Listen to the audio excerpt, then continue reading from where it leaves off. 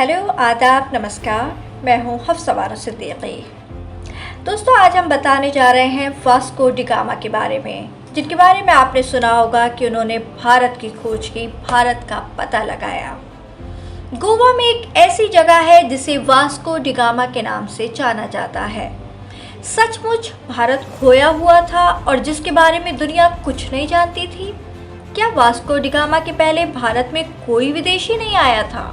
और क्या भारत कोई ऐसी चीज़ है जिसे खोजा जा सके? हजारों वर्ग किलोमीटर के भूभाग को वास्को डी गामा ने खोज लिया। क्या आपको ये सब हास्यास्पद नहीं लगता? ये ऐसा ही है कि आप अपने पड़ोसी के घर को खोज लें और दुनिया में इतिहास प्रसिद्ध हो जाए। हालांकि आजकल पढ़ाया जाता है कि भारत के समुद्री मार्ग की वास्को डी गामा ने खोज की थी। भारतीय बच्चों को ये भी पढ़ाया जाना कि वास्को डी गामा ने भारत की खोज की, सचमुच ये हद दर्जे की मूर्खता है। पढ़ाया ये जाना चाहिए कि वास्को डी गामा ने यूरोप को पहली बार भारत तक पहुंचने का समुद्री मार्ग बताया। दरअसल पहले यूरोपीय देशों के लिए भारत एक पहेली जैसा था। इसी खोज में जुलाई 1497 में वास्को डी गामा अपनी पहली भारत यात्रा पर निकले थे। 4 विशाल जहाज़ों और सैकड़ों नौकाओं के साथ 170 लोगों को लेकर निकले वास्को डी गामा को भारत पहुंचने में करीब 11 महीने लग गए। इसी के साथ वास्को डी गामा ने यूरोप से भारत पहुंचने का समुद्री रास्ता खोज निकाला। पुर्तगालियों के लिए ये एक बड़ी उपलब्धि थी। दरअसल भारत की चाय और मसाले हमेशा से पूरी दुनिया में प्रसिद्ध रहे हैं। उस समय भी यूरोपीय देश भारत के मसालों और चाय का इस्तेमाल करते थे। भारत से ये सामान अरब देशों से होते हुए यूरोप पहुंचता था।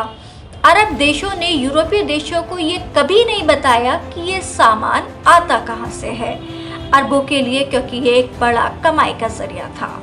यूरोपीय लोगों को पता तो था कि कहीं दूर भारत है, लेकिन वहां पहुंचने का समुद्री रास्ता नहीं पता था और अरब देशों से होते हुए भारत पहुंचना आसान नहीं था।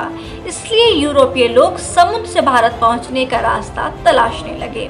सबसे पहले इटली के क्रिस्टोफर कोलंबस भारत पहुंचने का समुद्री रास्ता पता करने निकले, लेकिन अटलांटिक महासागर में भटक गए और अमेरिका पहुंच गए। इसके 5 साल बाद वास्को डी गामा भारत पहुंचने का समुद्री रास्ता खोजने निकले। उनके साथ एक बड़ा काफिला था। वास्को डी गामा एक बेहतरीन कप्तान थे और उन्हें समुद्री रास्तों की बढ़िया जानकारी थी। 20 मई 1498 को वास्को डी गामा कालीकट तट पर पहुंचे और वहां के राजा से कारोबार के लिए हामी भरवा ली। लेकिन मुस्लिम व्यापारियों ने वास्को डी गामा का विरोध किया, जिसका नतीजा ये हुआ कि 3 महीने में ही उन्हें वापस पोर्चुगल या पुर्तगाल लौटना पड़ा। अगस्त में जब काफिला पुर्तगाल के लिए चला तो बेहद खराब मौसम की वजह से 170 में से केवल 55 लोग ही जिंदा बचे। इसके बाद वास्को डी गामा 2 बार और भारत आए। वास्को डी गामा ने यूरोप के लुटेरों, शासकों और व्यापारियों के लिए एक रास्ता बना दिया था।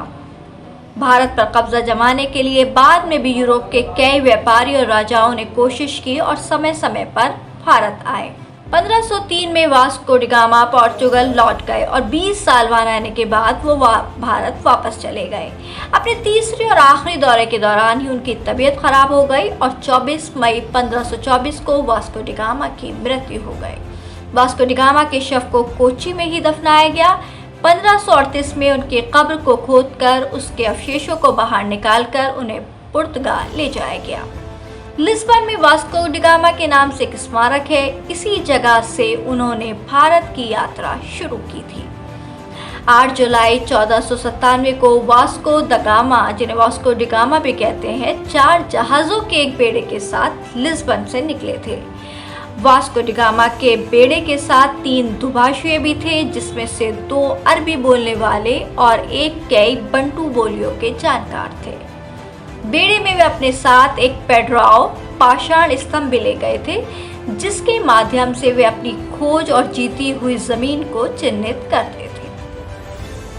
धन्यवाद। आपको ये हमारी इन्फॉर्मेशन कैसी लगी कमेंट बॉक्स में लिखकर ज़रूर बताएं। वीडियो को लाइक और शेयर करें और हमारे चैनल को सब्सक्राइब करना ना भूलें।